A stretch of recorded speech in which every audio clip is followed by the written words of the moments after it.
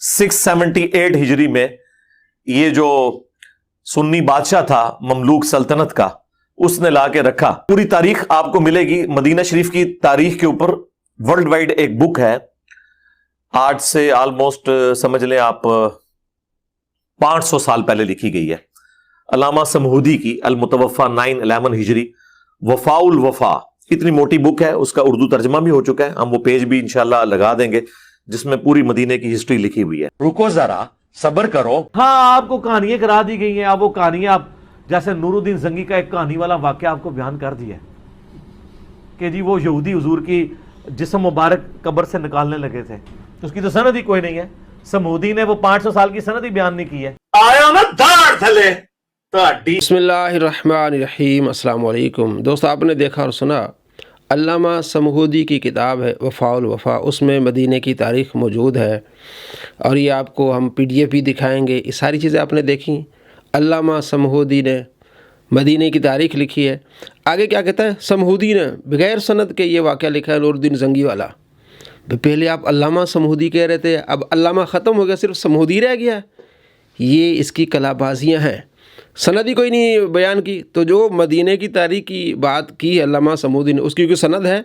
علامہ سمہودی نے تو کسی چیز کی سند بیان نہیں کی، وہ تاریخ بیان کی ہے، تو وہ صحیح ہے، اور یہ نور الدین زنگی والا واقعہ غلط ہے۔ جہاں اس کی خواہش پوری ہوتی ہے پھر وہاں علامہ سمہودی ہوتے ہیں، اور جہاں اس کی خواہش پوری نہیں ہوتی پھر کہانیاں ہوتی ہیں، سمہودی ہوتا ہے، علامہ ختم ہو جاتا ہے، اس کتاب کی اہمیت ختم ہو جاتی ہے۔ یہ اس کی کلابازیاں، چلاکیاں، جھوٹا پن ہے اس کا۔ ہم نے اس کی 49 کلابازیاں دکھائی ہیں، یہ ہے اس کی 50ویں کلابازی۔ 30 کلابازیوں پر اس پر ہم نے اس کی ویڈیو اپلوڈ کی ہے، اور آج 20 کلابازیوں پر اس کی ہم ویڈیو اپلوڈ کر رہے ہیں۔ آپ خود دیکھیں کہ اپنے آپ کو جھوٹا کیسے کرتا ہے۔ میں اور آپ جھوٹا نہیں کر رہے، اپنے آپ کو اپنی ویڈیو سے جھوٹا کیسے ہو رہا ہے۔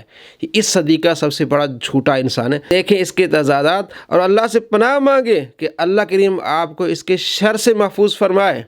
نہ اذان کی اجرت ہو سکتی ہے، نہ نماز پڑھانے کی اجرت، اور نہ یہ کہا کریں کہ جی ٹائم دی لیندے نے اجرت، نماز ہی نہیں لیندے۔ ہاں، یہ بھی جعلی بات ہے، ٹائم ادھر سے ہی لینی ہے، نماز اپنے لیے وہ پڑھ رہا ہے تو اس کی اجرت کیوں لے؟ رکو ذرا، صبر کرو۔ میں نہیں کہتا کہ وہ فاقے کریں، ایٹ لیسٹ آج کے دور میں 50,000 سے کم کسی بھی امام مسجد کی تنخواہ نہیں ہونی چاہیے، خطیب حضرات کی 1 لاکھ سے کم نہیں ہونی چاہیے۔ آیا نا دھاڑ تھلے تہاڈی۔ یقین کریں میرے بیوی بچے بھی میرے پاس تھوڑی دیر بیٹھے ہیں، میں کہتا ہوں ان کی مسئلہ جائے گٹو رو، خالی بیٹھنے سے کیا نکالنا ہے؟ یا مجھے کام کرنا تو یا جاؤ اپنا کام خود کرو یار۔ دنیا میں ہم اس لیے آئے ہیں کہ بیٹھ کے تو فضول ایک دوسرے کو دیکھتے رہیں، جنت میں دیکھ لیں گے بھائی، اپنا کام کرو۔ رکو ذرا، صبر کرو۔ جو آپ نے بیچ میں کی تھی ایک دفعہ ایک لیکچر کے اندر، آپ نے کہا تھا کہ میرے گھر والے بھی اگر میرے پاس آ کے بیٹھے تو میں نے کہتا ہوں چلے جاؤ، فضول میں نہ بیٹھو۔ نہیں ظاہر ہے اس انداز میں تو میں نہیں کہتا نا، ورنہ تو مجھے ہی نکال دیں گے وہ۔ آیا نا دھاڑ تھلے تہاڈی۔ آپ کو پرسنل بتاتا ہوں، میں جتنا باہر ہوں نا بد اخلاق، اتنا ہی گھر میں ہوں، ٹھیک ہے؟ یعنی طبیعت میری تھوڑی سی اس حوالے سے ہے، یعنی وہ ظاہر ہے کہ یہ اسٹرکٹ طبیعت نہ ہو تو پھر مینیجبل فارم میں چیزیں نہیں۔ رکو ذرا، صبر کرو۔ آپ کیا سمجھتے ہیں میں گھر میں جب بیٹھا ہوتا ہوں تو میں اپنی بیوی سے روٹی اسی انداز میں مانگتا ہوں جس طرح میں تقریر کر رہا ہوں؟ آیا نا دھاڑ تھلے تہاڈی۔ اللہ کا شکر ہے نہ آج تک مارا ہے نہ مار کھائی ہے بیوی سے، ریکارڈ ہے ماشاءاللہ 14-15 سال۔ رکو ذرا، صبر کرو۔ میری شادی کو آج 16 سال زیادہ ہو چکے ہیں، میں نے شاید 1-2 دفعہ مار کھائی ہو، یعنی وہ کٹ نہیں زیادہ۔ آیا نا دھاڑ تھلے تہاڈی، جو وہ اس طرح کا ہوں، حالانکہ میرا تو بہت زیادہ روب ہے اپنی بیوی پہ بھی بچوں پہ بھی، بہت زیادہ، آپ سوچ بھی نہیں سکتے۔ اگر آپ کو یقین ہے تو میرے اسٹوڈنٹ سے پوچھیں۔ رکو ذرا، صبر کرو۔ کتنے مولوی ہیں کہ میں مسجد میں انٹر ہوں، وہ اپنا موضوع چھوڑ کے میرے اوپر شروع ہو جاتے ہیں، حالانکہ میں یعنی اپنی فیملی کے ساتھ جمعہ پڑھنے میں بھی گیا ہوتا ہوں، تو پھر بعد میں میری بیوی مجھے کہہ رہی ہوتی ہے ہاں پتر سنا۔ میرا بہت زیادہ روب ہے، کتنا روب ہے کہ بیوی نے مجھے مارا ہے۔ وہ کیسا انسان ہے، کتنا اس انسان کا روب ہے جس کو 2-4 مرتبہ بیوی بھی تھپڑ مار دے، اس کی طبیعت صاف کر دے۔ اور آگے کیا کہتا ہے جناب، میری بیوی مجھے پتر کہتی ہے، جس کا اتنا روب اس کو بیوی پتر کہتی ہے۔ اولاد اگر کوئی غلط کام کرے گی تو اس کا گناہ والدین کو ہوگا۔ اولاد ہو یا کوئی بھی اور ہو، کسی کے گناہ کا بوجھ کوئی نہیں اٹھا سکتا۔ قرآن حکیم میں واضح طور پر یہ فتویٰ کئی جگہ ہے، لا تزر وازرۃ وزر اخری، کوئی بوجھ اٹھانے والی قیامت کے دن دوسرے کے اعمال کا بوجھ نہیں اٹھائے گا۔ رکو ذرا، صبر کرو. فرض تو بیوی کے اوپر ہی ہے. اب یہ بھی نہیں ہو سکتا کہ بیوی نہیں دے رہی اور خامد کہے کہ فرض اس پہ یہی جہنم میں جائے، میں نے نہیں دینی، تو ایسا بھی نہیں ہو سکتا کیونکہ یہ بھی قرآن کے خلاف ہے. قوا انفسکم واہلیکم نارا، قرآن میں واضح حکم ہے کہ اپنے آپ کو اور اپنے گھر والوں کو جہنم کی آگ سے بچاؤ. اگر کسی کی بیوی زکات نہیں دیتی، وہ اس کی سب آرڈینیٹ ہے، رعیت میں ہے، اس کے بارے میں اس سے بھی پوچھا جائے گا، تو بہتر یہ ہے کہ آپ خود ہی زکات دیا کریں. جی دوستو، آپ نے اس کی ساتھ ہی آج کی کلا بازی دیکھی. یہاں بھی قرآن پڑھ رہا ہے کہ اگر بیوی زکوٰۃ نہیں دیتی تو شوہر کو چاہیے کہ وہ زکوٰۃ دے، کیونکہ قوا انفسکم واہلیکم نارا، اللہ فرماتے ہیں اپنے آپ کو اور اپنے اہل خانہ کو جہنم کی آگ سے بچاؤ. تو بھئی وہاں بھی تو یہی فارمولہ لگ سکتا تھا کہ اولاد غلط کام کرے تو وہ مرد کو چاہیے کہ ان کو سمجھائے، انہیں بھی جہنم کی آگ سے بچائے اور اپنے آپ کو بھی بچائے. وہاں کچھ اور قانون ہے، یہاں کچھ اور قانون. قرآن پڑھ رہا ہے اور اپنی طرف سے قانون بنا رہا ہے. مرد جو سرپرست ہے ان کو سمجھائے گا. ہاں، یہ سرپرستی کا معنی یہ ہوتا ہے کہ ان کے حقوق میں کمی نہ کرے. اگر وہ غلطی کرتے تو اس سے نہیں پوچھا جائے گا، اگر بیوی زکوٰۃ نہیں دیتی تو اس سے نہیں پوچھا جائے گا. اس کا کام ہے کہ اس کے اوپر جو حقوق ہے وہ پورے کرے.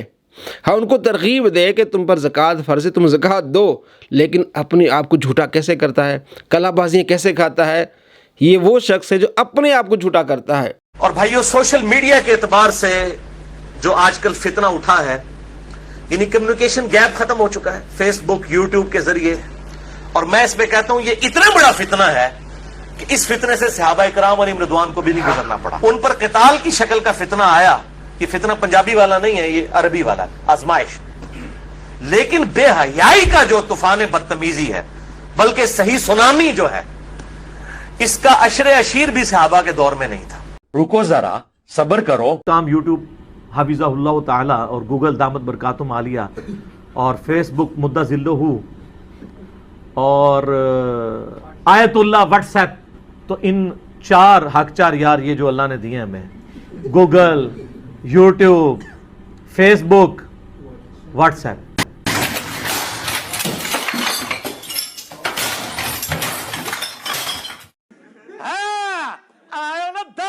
اور وہ غامدی صاحب کا جملہ مجھے بڑا پسند ہے کہ انہوں نے کہا کہ عبادت کرو تو صرف اللہ کی، اور عقیدت رکھو تو صرف محمد رسول اللہ سے صلی اللہ علیہ وآلہ وسلم.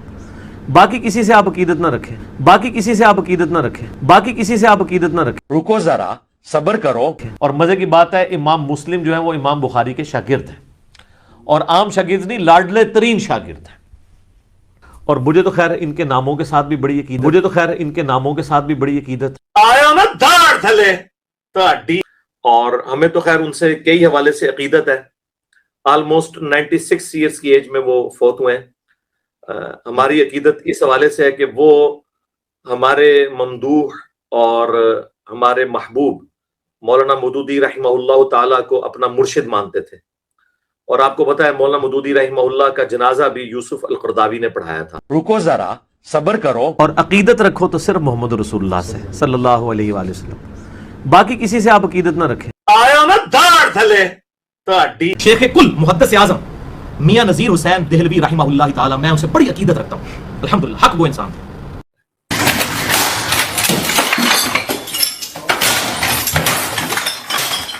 تو میں آپ کو یہ مشورہ دوں گا، یہ وہ پلیٹ فارم ہے جہاں سے آپ کو کہا جاتا ہے کہ آپ تمام مکاتب فکر کو سنیں. اور آپ دیکھ رہے ہیں ہمارے مخالفین کا کلپ ہی کیا چڑھتا ہے، اس کو سننا نہیں ہے. یار اگر آپ سچے ہیں تو آپ یہ کیوں کہتے ہیں کہ آپ اس کو سننا نہیں چاہیے؟ ہم نے کبھی کہا ہے؟ تو یہ تو کافروں کی روش تھی، آپ مسلمان ہیں. رکو ذرا، صبر کرو. آمش کی تدلیس کو آپ نے مسئلہ نمبر 36 میں خطرہ ایمان بھی کہا. خطرہ ایمان وہاں پر ہوگا جہاں پہ کوئی ایمان کے خطرے والی بات ہو. صحیح ہے، لیکن کرائٹیریا تو یہ، ہاں کرائٹیریا یہی ہے. نہیں تو وہ اسی بات پہ مطلب میں کیا نام لوں اس کا، آن لائن وہ چھوڑ دیں، اس کا نام نہ لے میرے بھائی، اس کو کوئی نہیں جانتا. 300-400 بندے اس کی کلپ دیکھتے ہیں، اس میں سے بھی 350 جو ہیں وہ ہمارے لوگ ہوتے ہیں. تو آپ وہ کوئی 1-2 بندے نا اس میں اضافہ کرتے ہیں، اس کو چھوڑ دیں. خیر ٹھیک ہے. آیا نا داڑھ تھلے تاڑی. تو میں آپ کو یہ مشورہ دوں گا، یہ وہ پلیٹ فارم ہے جہاں سے آپ کو کہا جاتا ہے کہ آپ تمام مکاتب فکر کو سنیں. اور آپ دیکھ رہے ہیں ہمارے مخالفین کا کلپ ہی کیا چڑھتا ہے، اس کو سننا نہیں ہے. یار اگر آپ سچے ہیں تو آپ یہ کیوں کہتے ہیں کہ آپ اس کو سننا نہیں چاہیے؟ ہم نے کبھی کہا ہے؟ تو یہ تو کافروں کی روش تھی، آپ مسلمان ہیں. رکو ذرا، صبر کرو. ایک بھائی کا سوال ہے، میرا آڈیو ویڈیو سینٹر ہے اور میں فلموں گانوں اور نعتوں کی سیڈیز بیچتا ہوں اور گاہکوں کو موبائلوں میں بھر کر بھی دیتا ہوں، تو کیا یہ آلات موسیقی میں شامل ہوگا؟ کاروبار حلال ہے؟ بچ جائے نا میرے بھائی، صرف وہ کام کریں نا جو جائز والا ہے. آپ گانے شانے نہ بھر کے دیں. میں تو کہوں آپ تقریریں بھی نہ بھر کے دیں مولویوں کی، وہ بھی آپ ان کا عقیدہ خراب کر رہے ہیں. مطلب گانوں سے تو دنیا خراب کریں گے اور ان تقریروں سے تو ان کی آخرت بھی خراب کر دیں گے. یار اگر آپ سچے ہیں تو آپ یہ کیوں کہتے ہیں کہ آپ اس کو سننا نہیں چاہیے؟ ہم نے کبھی کہا ہے؟ میں تو کہوں آپ تقریریں بھی نہ بھر کے دیں مولویوں کی. ہم نے کبھی کہا ہے؟ میں تو کہوں آپ تقریریں بھی نہ بھر کے دیں مولویوں کی. ہم نے کبھی کہا ہے؟ آیا نا دھاڑ تھلے تہاڈی.